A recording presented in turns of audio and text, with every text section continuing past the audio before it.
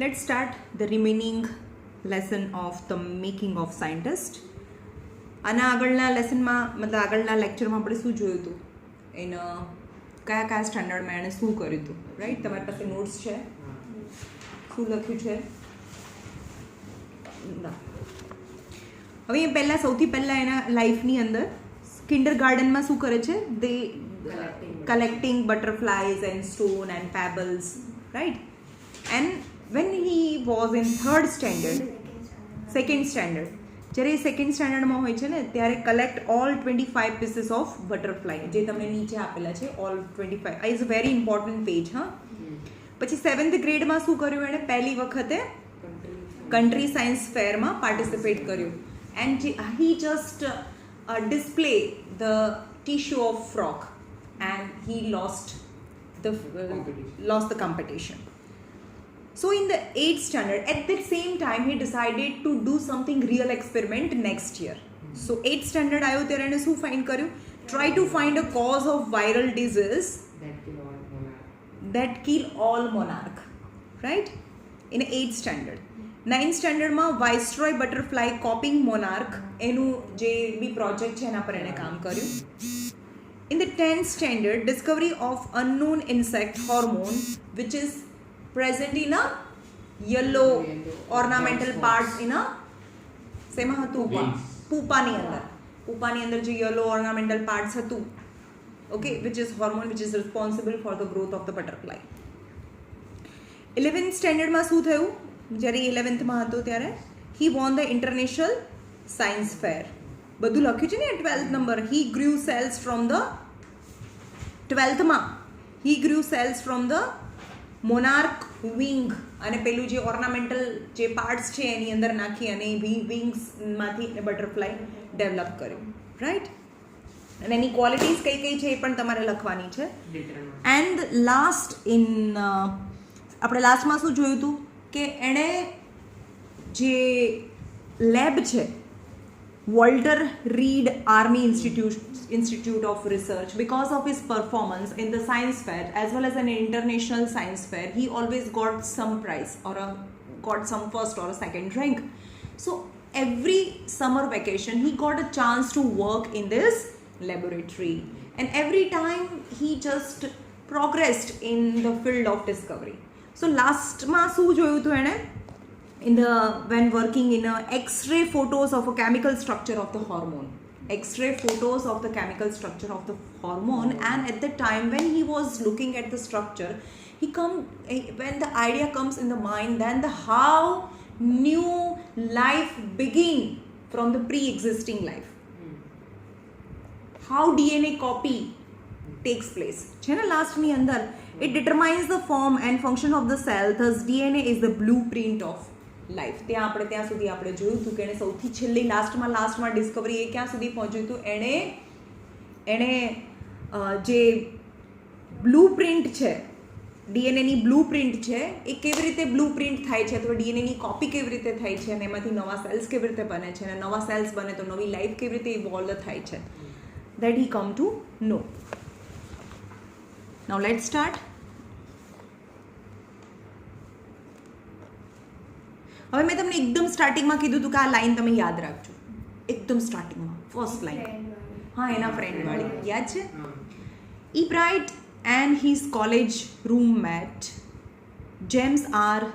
Ronk worked all that night drawing pictures and constructing plastic models of the molecules. એટલે આ Richard E. Bright અને એના roommate છે પૂરી રાત જાગીને એ જે ફોટોઝ છે એની અંદર જે મોલિક્યુલર સ્ટ્રક્ચર દેખાયું એને એક્સરેઝની અંદર, એ એક્સરેઝની અંદર જે મોલિક્યુલર સ્ટ્રક્ચર દેખાયું એને એના ડ્રોઈંગ પિક્ચર્સ, એના પિક્ચર ડ્રો કરવામાં ને એના જેવું પ્લાસ્ટિક મોડેલ બનાવવામાં પૂરી રાત એ લોકોએ સ્પેન્ડ કરી. To show how it could happen, together they later wrote the paper that explained the theory. અને આ બધું કર્યા પછી છેલ્લે એણે જે થિયરી, આખી થિયરીને એક્સપ્લેન કરીને, એ થિયરી ક્યાં આવી હતી? વેલ નોન જે મેગેઝિન છે, મેગેઝિન નહીં પણ એનું નામ શું કીધું હતું, જર્નલ, સાયન્ટિફિક જર્નલ છે, એમાં એનું જે આર્ટિકલ્સ છે એ પ્રિન્ટ થયો હતો. That was the great event in his life. Surprisingly no one who knew at the 22 યર્સની એજમાં, હે ને સ્ટાર્ટિંગમાં લખ્યું છે 22 યર્સની એજમાં, એકદમ આ જે લેસનની સ્ટાર્ટ છે એમાં 22 યર્સની એજમાં, જે બહુ નાની એજ કહેવાય. બાકી એ જર્નલની અંદર એવા લોકોના બહુ મોટા મોટા સાયન્ટિસ્ટ છે એ લોકોના જે પણ આર્ટિકલ્સ છે એ પબ્લિશ થાય, right. Surprisingly no one who knew him, Richard E. Bright graduated from Harvard with the highest honor. એટલે surprisingly no one who knew him, જે પણ રિચાર્ડ ઈ બ્રાઇટને જે પણ ઓળખતા હતા એને તો ખબર જ હતી કે he was very excellent in his department, in his study of concern. Richard E Bright graduated from the Harvard with highest honour, second in his class of 1510. E. Bright went to become a graduate student researcher at a Harvard Medical School. એટલે કે 1510 total class હતો એનો, એમાં એ second rank આવ્યો, મતલબ જે graduation કર્યું ત્યારે, right.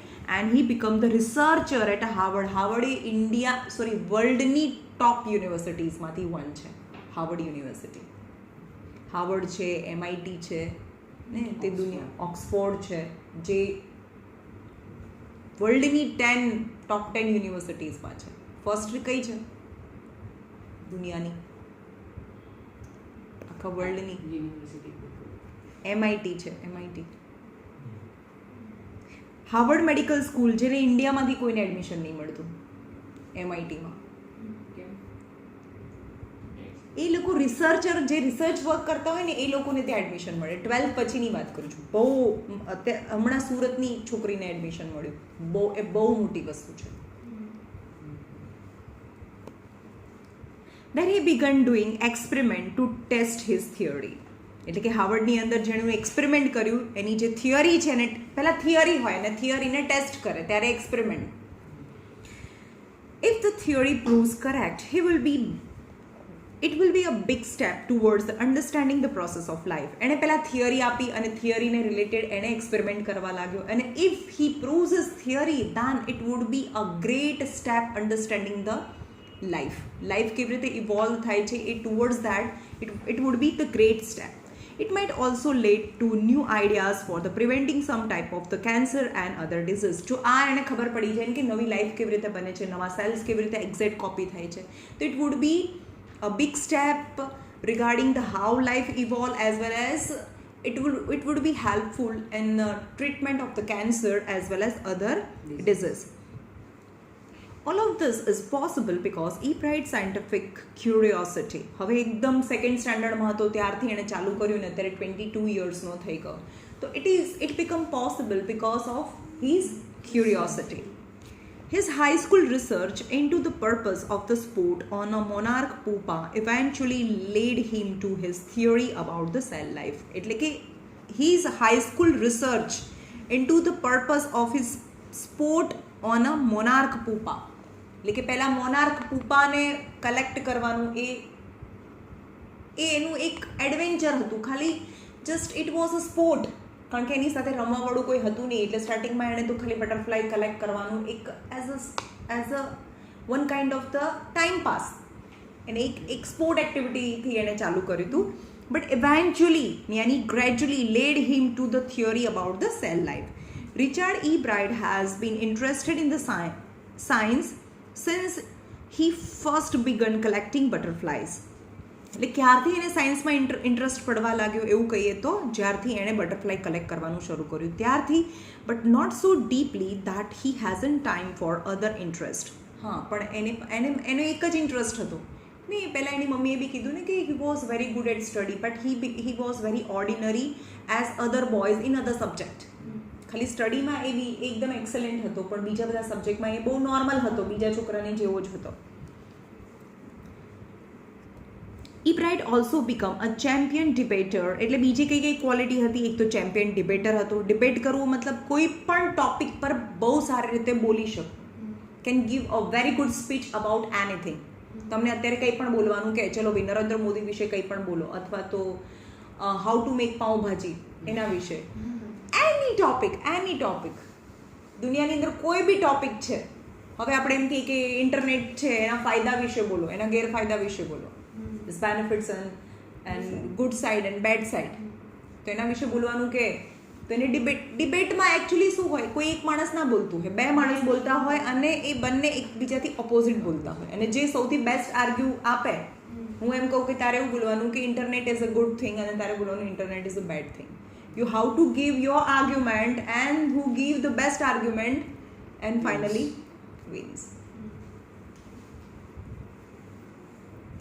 He was a good debater and public speaker and a good canoeist. Canoeist એટલે જે એકદમ પતલી અને લાંબી બોટ આવે ને જેની અંદર એક જ માણસ સમાય, જે એકદમ હેવી પ્લાસ્ટિકથી બી બનેલી હોય, કેનોઇસ્ટ. ખબર છે, એક જ બેઠો હોય ને બંને સાઈડથી આમ કરીને જતો હોય, એને કેનોઇસ્ટ કહેવાય, અને એ બોટને કેનોન કહેવાય. ઓકે, તો એ કેનોઇસ્ટ છે, એની સિંગલ બોટ ડ્રાઈવર લખું. કેનોઇસ્ટ મતલબ single boat driver and all around outdoor person. He is also an expert photographer, particularly of nature and scientific exhibits. એટલે these are the different qualities other than the science. He is a good photographer, good debater, canoeist છે, and સૌથી વધારે expert એમાં છે is a scientific exhibits. In high school, Richard E. Bright, high school એટલે ક્યાંથી ક્યાં સુધીનું stand કહેવાય, 9 to 12 સ્ટેન્ડર્ડ સુધી. In high school, Richard E. Bright was a student because learning was easy. Straight A student. Straight A student નો મતલબ straight A grade student. And in high school, Richard was a student. A student यानी always he got A grade. यानी બહુ જ brilliant હતો. Straight એટલે always he got A grade because learning was very easy for him. He turned a lot of his energy towards the debating a model United Nation clubs. પછી એને he turned a lot of his energy towards the debating and model United Nations club. He also found someone to admire. Richard એ કોણ હતું એના? એ teacher હતા એના, Richard A વિયરર. હંમેશા એને શું જોઈતું હતું? he also found someone to admire. Richard A. Weir, his social studies teacher and advisor to both club. Both club નો મતલબ થાય કે in science as well as other subject. બંનેમાં એમ કહે છે કે તું ખાલી સ્ટડીમાં જ આગળ ના જા, બીજા સબ્જેક્ટમાં પણ તું આગળ જાય. એટલે કે બંને સાઈડ એને કોઈ એડવાઇસ કરતું હોય તો એના જે ટીચર છે સોશિયલ સાયન્સના, એનું નામ છે Richard A Wearer. His social science teacher and advisor to both club. Mr. Weir was the perfect person for me. Then he opened my mind to new ideas, E. Bright said. એટલે કે he was the perfect person for me because he was the person who opened my mind. Richard would always give that extra effort, Mr. Weir said. આપણે એક એની quality થાય કે હંમેશા કોઈ બી કામ હોય એની અંદર એને એક્સ્ટ્રા એફર્ટ આપતા હતો. એવું કોણ કહે છે? એના ટીચર કહે છે. What pleased me was his lesson who put in 3 or 4 hours at night doing debate research beside doing all his research with butterflies and his other interest. એ કેટલું કામ કરતો એ બતાવે છે કે વોટ પ્લીઝડ મી એટલે એવું કહે છે કે કોઈ બી કામ કરે એમાં એક્સ્ટ્રા એફર્ટ આપે. વોટ પ્લીઝડ મી મતલબ what makes me happy was, એટલે ટીચર એવું કહે છે કે મને કેમ ખુશી મળતી હતી એના કામથી, because was this person who put in 3 or 4 hours at night during debate research. એને જે પણ ડિબેટ કરવાનું હોય ને કે કાલે મારે આની સાથે આનું ડિબેટ કરવાનું છે તો એના પર રિસર્ચ કરતો, ઇન્ટરનેટ પર બધું વાંચતો અને એની રિસર્ચ કરે at night 3 to 4 hours for a debate research besides doing all his research with butterflies. અને એનું સાયન્સનું કામ તો ચાલુ જ હતું. Beside doing all his research regarding butterflies વિશે માટે તો રિસર્ચ કરવાનું હતું અને એની સાથે ડિબેટનું બી શરૂ કર્યું હતું, એની માટે બી એને રિસર્ચ કરવાનું હતું.